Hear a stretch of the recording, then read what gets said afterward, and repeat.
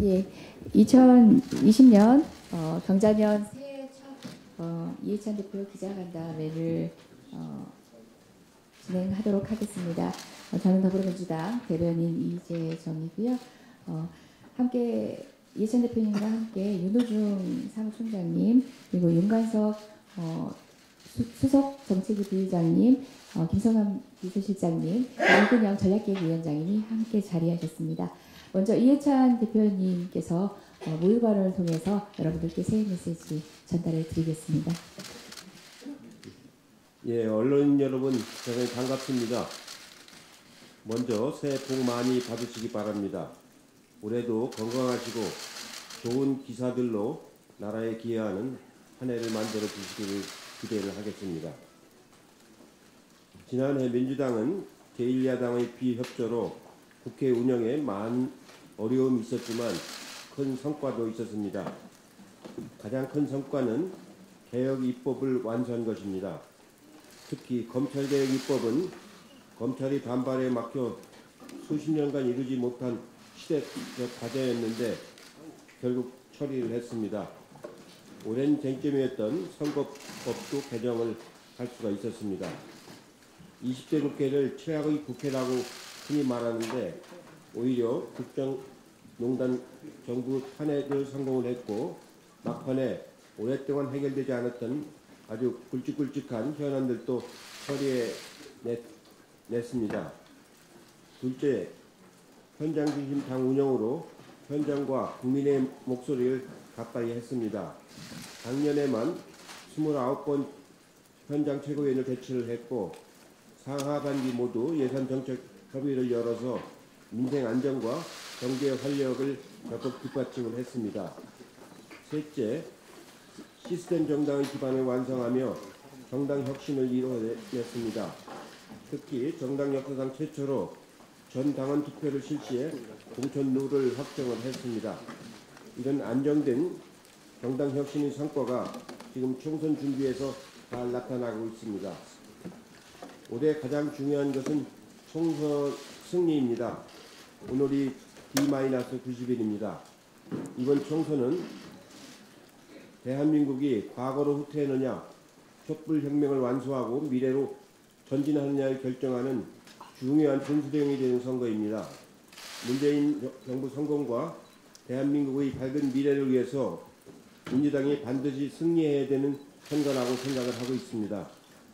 다만 선거제도가 바뀌어 우리 당이 비례대표 의석의 상당수를 양보한 셈이기 때문에 지역구에서 그 이상 더 얻어야 하는 어려운 선거가 될 것 같습니다. 그동안 준비를 많이 해서 좀 앞서가고 있는 느낌이지만 그래도 선거는 결과를 알 수가 없습니다. 인재 영입도 성공적으로 했습니다. 이제 총선 공약도 이번 주부터 하나씩 발표를 해 나가도록 하겠습니다. 앞으로 3개월 동안 더욱 겸손하고 낮은 자세로 임할 것이며 좋은 후보, 좋은 정책으로 준비되고 능력 있는 정당의 모습을 보여드리겠습니다. 올해는 문재인 정부 4년 차입니다. 임기 절반이 지났기 때문에 국민의 삶에 확실한 변화를 이룰 수 있도록 혼신의 힘을 다하도록 하겠습니다. 당정청 간 보다 긴밀한 협력으로 국정을 이끌고 집권 여당으로서 책임을 다해 새로운 100년을 열어나가겠습니다. 이제 정세균 총리가 취임을 하셨고 이낙연 전 총리가 당에 돌아오셨습니다. 서로 간에 아주 긴밀한 소통을 통해서 당정청 간의 협의를 잘하고 그걸 바탕으로 해서 좋은 성과를 내도록 최선을 다하도록 하겠습니다. 이상입니다. 예, 다음은 기자님들의 질문에 답하는 방식으로 내용을 보다 채워보도록 하겠습니다. 질의해 주실 기자분. 예. 네, 대표님 안녕하세요. 연합뉴스TV 최덕재라고 합니다. 나라의 명운을 결정지을 수 있을 만큼 이번 총선 중요하다고 하셨는데 목표 의석수가 일단은 어느 정도로 생각하고 계신지 궁금합니다. 예, 의석수를 지금 제가 말씀드리긴 좀 어렵고요. 가능한 하여튼 많이 얻는 게 좋은데 아까 말씀드린 것처럼 비례대표에서 우리가 상당수를 양보를 했기 때문에 지역구에서 그 이상을 더 확보를 하는 것을 목표로 삼고 있습니다. 나 기자님과 우리 외국인 기자님. 예, 그래도 드리 전에 소속하고 성명 밝혀주시면 저희가 선정하겠습니다. 마이크를 합시다. YTN 나연수 기자입니다.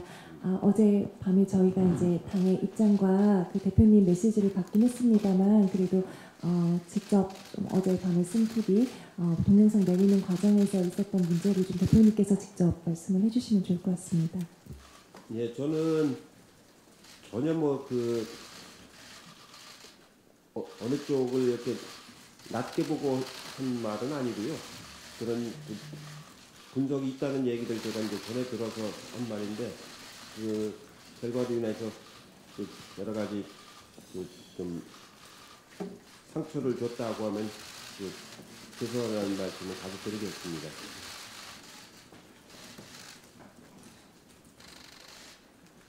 예, 저희 아까 손을 들어주셔서 매일경제 기자님 먼저 하고 뒤에 듣겠습니다.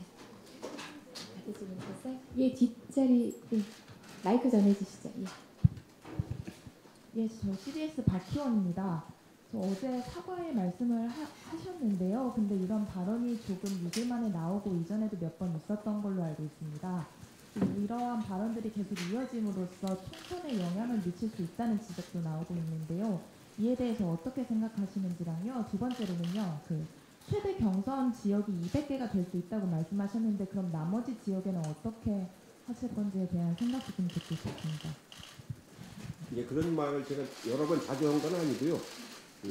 지난번에도 무의식적으로 했다가 말씀을 드렸고 이번에도 아까 말씀드린 건 무슨 의도를 가지고 한 말씀이 아니고 무슨 때 분석한 얘기를 들어서 얘기한 건데 다시 한번 사과를 아까 이제 드렸습니다.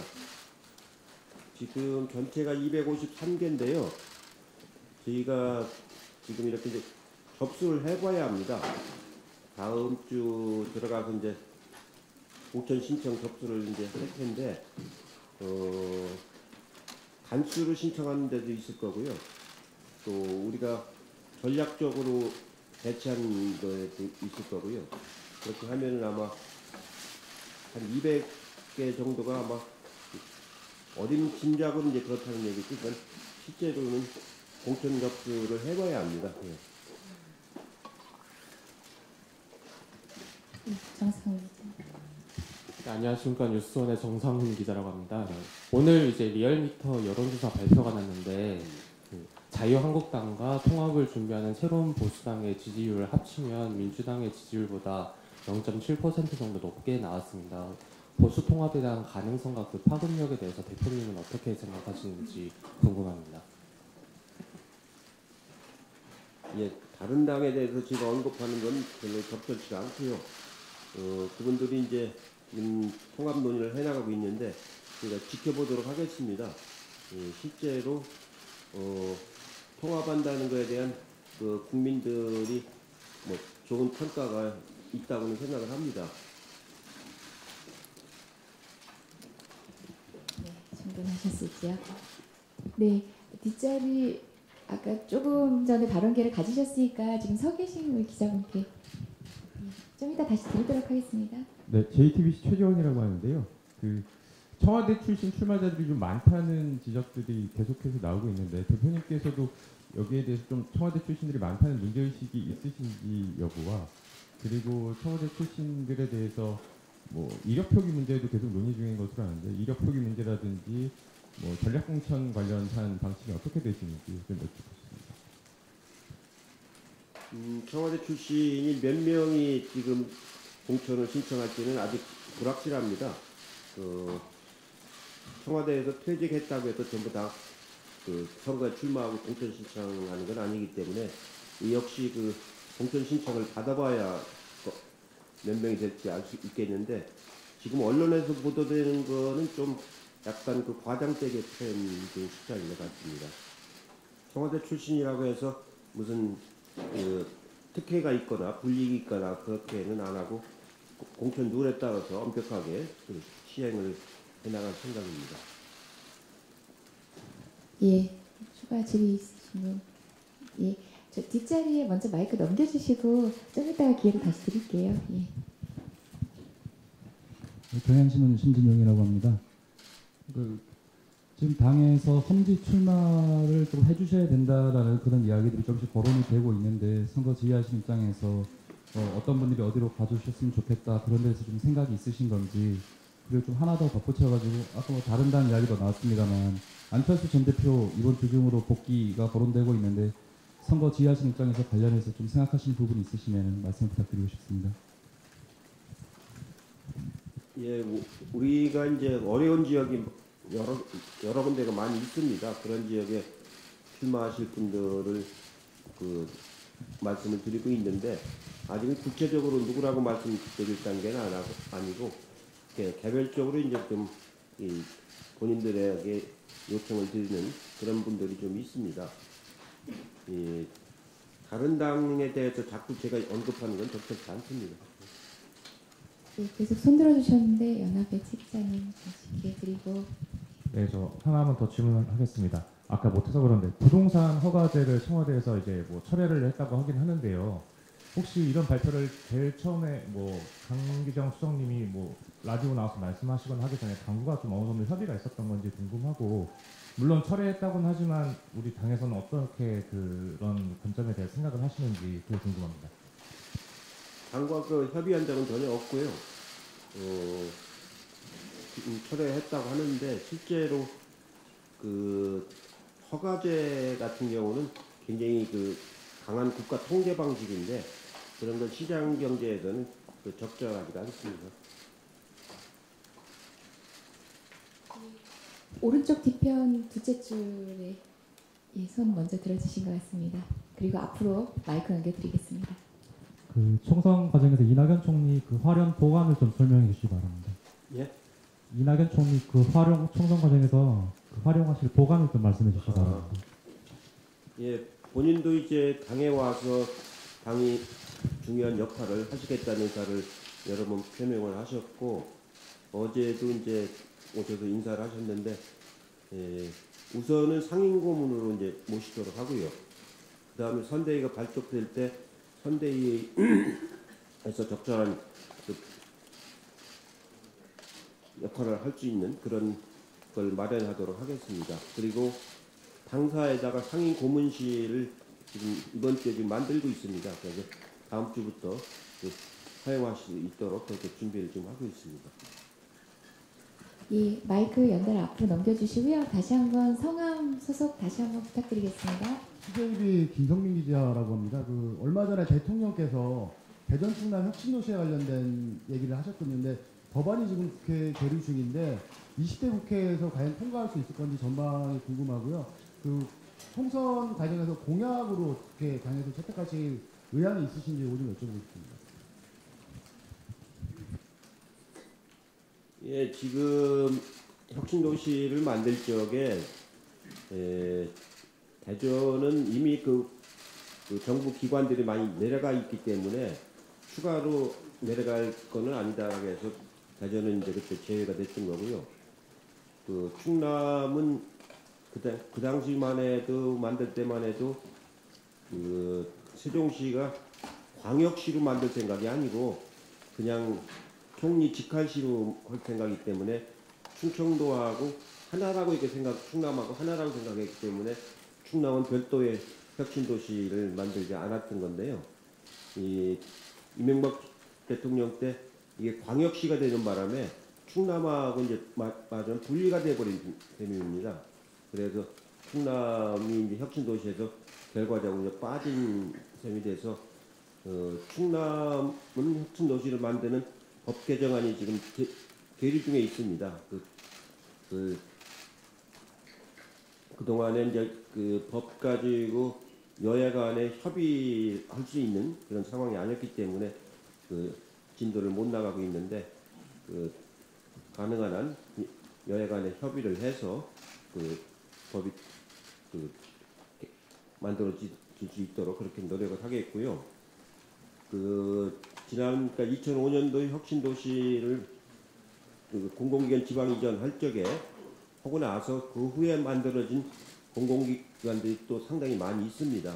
그 부분들에 관해서 1차 혁신도시에 대한 평가가 이제 곧 나오기 때문에 그 평가를 기초로 해서 두 번째 혁신도시 공공기관 지방 이전 이거를 당에서 지금 검토를 하고 있습니다. 네, 저기 오른쪽 두 번째 줄 제가 얼굴이 안 보여서 예. 네, 서울신문 시정철입니다. 그 하위 20% 의원들에 대해서 어떤 방식으로 통보를 하실 거고, 그리고 결과를 공개하실 건지, 그리고 시점은 언제가 될지 궁금합니다. 예, 지금 평가를 해서 그 밀봉을 해가지고 지금 금고에 보관돼 있습니다. 아무도 모릅니다. 실제로 저도 뭐 전혀 그 얘기를 들은 바 없기 때문에, 예, 이건 적절한 시기에 본인들에서 통보를 해줘가지고 48시간 이내에 이의가 있으면 이의 신청을 받아야 되기 때문에 그런 걸 잘 감안을 해서 적절한 시기를 잡으려고 좀 생각을 하고 있습니다. 아까 손을 계속 드셨는데 제가 못 봤나 봐요. 경영 머니투데이 김예나인데요. 일단 1호 공약인 공공 와이파이 확대에 대해서도 실현 가능성이랑 효용성 논란이 있는데, 그 통신업계랑 망사용 관련해서 사전에 협의를 하신 건지랑 청년 취약계층의 공공 와이파이 수요는 사전에 조사하셨는지 궁금하고, 두 번째로 여성 의무 공천 30% 그리고 의원 평가 합의 20% 공개하실 것인지에 대해서 질문드립니다. 예, 와이파이를 전국적으로 확대하는 건 아주 저희가 그 오랫동안 면밀하게 이제 검토를 했습니다. 전국에 5만 3천 개 정도를 확대할 텐데요. 예산까지 저희가 다 계산을 해서 3년 동안에 들어갈 예산이 아마 다 합치면 5천억이 좀 넘을 겁니다. 그 다 계산을 해서 한 거고요. 그 젊은 층들의 수요가 10대부터 시작하면은 그 20대, 30대까지가 전체 수요의 한 80% 가까이 차지하는 그 집중적으로 그리고 앞으로도 그 수요가 더 늘어날 거기 때문에 그런 걸 다 감안해서 어제 발표한 것처럼 면밀하게 그 조사를 해가지고 정책을 공약으로 만들었다는 말씀을 드립니다.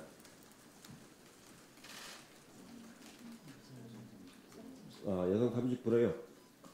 예, 기본적으로 이제 30% 하도록 돼 있어서 최대한 그걸 지금 반영하려고 노력을 지금 하고 있습니다. 그건 아까 말씀드렸습니다. 예, 이쪽 제일 좌측편 예.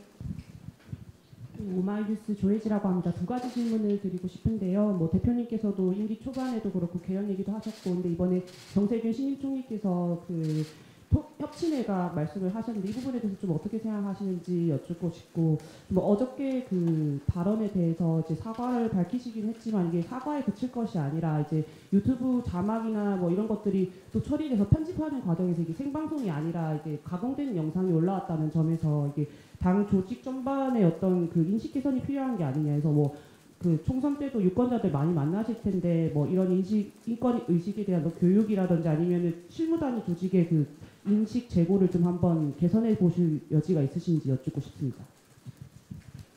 개헌 문제는 지금 얘기할 때가 아니고요. 지난번 지방선거 때 그 논의가 됐었으면 좋았는데 지금 총선이 뭐 이제 90일밖에 안 남았는데 지금 개헌 논의는 아니고, 개헌 문제는 21대 국회에 가서 그 국회에서 논의할 그런 사안이라고 생각을 합니다. 아까 장애인 문제를 말씀드렸는데 그건 제가 거듭 사과를 드렸기 때문에 여러 가지 무슨 의도적으로 한 게 아니고 그 말하자면 부의식 간의 거기 때문에 더 말씀드릴 건 아닌 것 같습니다. 예. 예, 이쪽에 마이크 한번 넘겼다가 다시 가운데 제가 여쭙도록 하겠습니다. 네, 대표님. 네, 폴리스 권기용 기자라고 합니다. 전 영입인재에 대해서 좀 말씀드리고 싶은데요. 이번에 영입된 인재들이 모두 다 총선에 나가는 것인지 아니면 못 나간다고 한다면 어떻게 활용할 것인지 그 방안 좀 듣고 싶습니다. 예, 이제 영입하신 분들 중에서 이제 지역구에 출마하실 분들도 있고 비례대표로 가실 분들도 있고 또 지난 상반기에 보니까 그 대기로 있다가 또 승계하시는 분들도 있고 그렇습니다. 그래서 그런 거는 이제 적절하게 영입되신 분들의 의사를 따라서 적절하게 배치를 할 예정입니다. 마이크 가운데 옆쪽으로 넘겨주시겠어요? 예, 우리 남자 기자분 먼저 손을 드셨던 것 같은데요.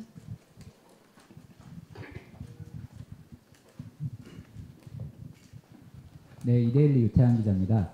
박지원 의원이 호남에서는 경쟁을 하더라도 나머지 지역에서는 서로 연대를 고려해야 된다 이런 말을 했는데 재보궐 때처럼 혹시 정의당 같은 진보계열 정당이랑 연대 가능성이 있는지, 그리고 또 하나는 선관위에서 불허하긴 했지만 한국당이 계속 비례용 위성정당을 말하고 있는데 그에 대한 좀 실효적 대응책이나 전략이 있으신지 궁금합니다.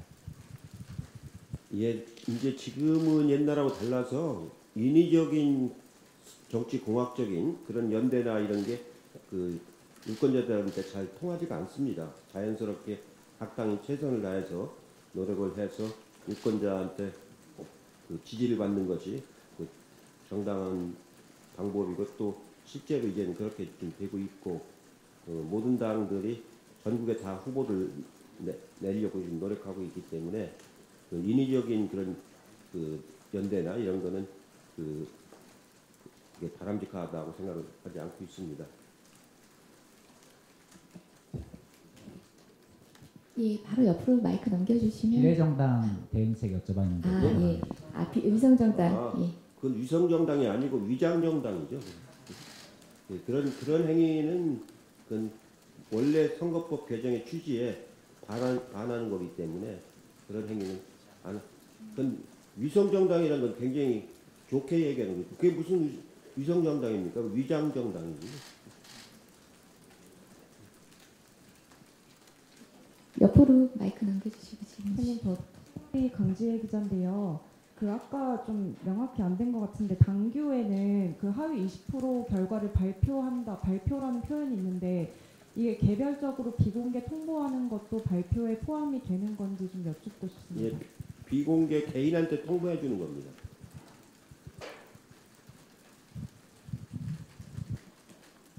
예, 답변이 준비되셨을까요? 예, 혼자 손 드셨네요.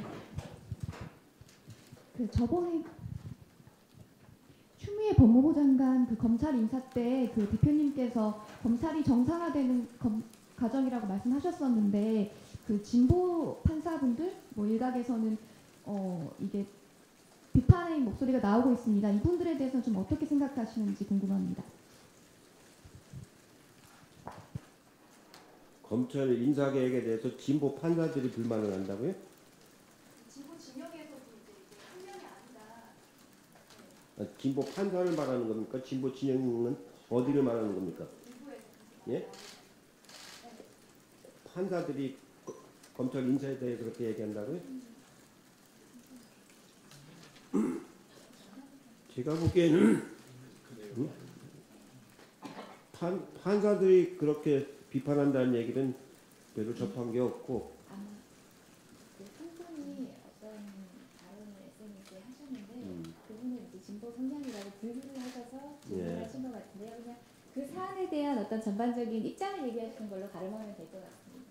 예, 지금 제가 이렇게 쭉 이렇게 봤는데 우리나라에서 최근 그러니까 한 50년 동안 자기 혁신을 한 번도 제대로 하지 않은 분야가 검찰 분야입니다.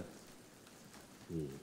그 분야에서 워낙 나쁜 관행들이 이렇게 많이 내려져 왔고, 그래서 이제 이번에 처음으로 비로소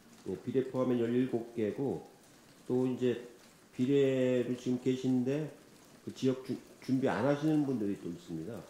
그렇게 하면 아마 20명이 좀 넘을 겁니다. 그래서 그 적은 숫자가 아니고요. 또 경선을 해야 되기 때문에 경선 과정에서 또 그 생기시는 분들도 있을 거고, 그래서 전체적으로 보면은 그렇게 결코 적은 숫자는 아니라는 말씀을 드리고요. PK 지역이 어렵다는 건 그건 어떻게 보면은 아직은 지역주의가 완전히 사라진 게 아니기 때문에 그럴 수밖에 없는데, 제가 파악하기로는 지난번 그러니까 16년 선거 때보다는 오히려 좀 조건은 더 그때보다는 낫습니다. 그러니까 16년 선거에서도 굉장히 어려운 선거를 치렀는데 현지에서 그 얘기하는 거 보면 16년도 그렇게 치렀는데 그때보다는 훨씬 낫다. 예, 뭐 질문 있는 한 계속 받을까 했는데요. 예, 그래도 계속 있으시니까 받도록 하겠습니다. 안녕하세요. 프레시안의 박정현 기자입니다. 그 대표님께서 여성 30% 의무 공천은 잘 진행 중이라고 말씀해 주셨는데, 그 대표님께서 후보 시절 약속하신 것이라도 관심이 갑니다.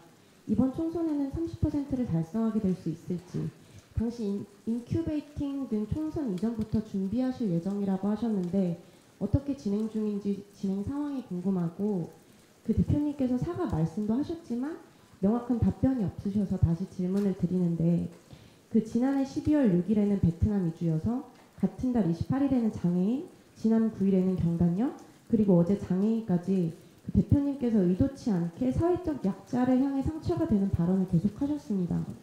대표님께서 말씀하시는 의도와 달리 대표님뿐 아니라 민주당의 인권 감수성에 우려가 제기되기도 했는데요. 사과와 함께 어떤 조치를 취할 생각이신지, 이런 우려에 대해서는 어떤 생각이신지 궁금합니다. 여성 30%는 지금 우리 여성위원회를 중심으로 해서 여러 사람들을 지금 발굴을 지금 하고 있습니다.